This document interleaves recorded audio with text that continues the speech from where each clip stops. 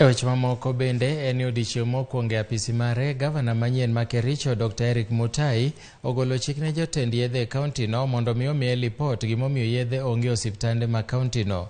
Kane obago romo gi jotije e kaunti-no kosechamo muma, Mutai bende nonyiso jatend migawo mar omenda bende mondo omiye lipot e wi lwar mar yuto mar kaunti-no kowuok e siling bilion 1.5 nyaka nus milion.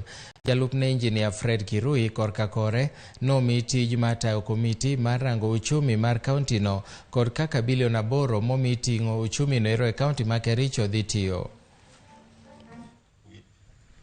To stand for that department.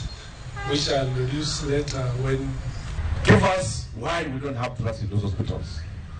And we listen to you and see the challenges and come up together with our CC Shetland to see how we can help the health sector to have our people get medicine as required and as their right to service in government facilities. We are not doing good in our own source revenue. We're talking about 250 million to 500 million, which is below bar. Our revenues should be going to around 125 billion or something there. So Lawrence, I want you to sit with your team, come up with the best way that we approach revenue collections. Let us do service to those people so that they are able to be happy and generate more money so that we are happy also. Kama kuna mtu nilikosea, ninaomba msamaha. Kama kuna mtu alinikosea, nimemsamehe. That is the spirit.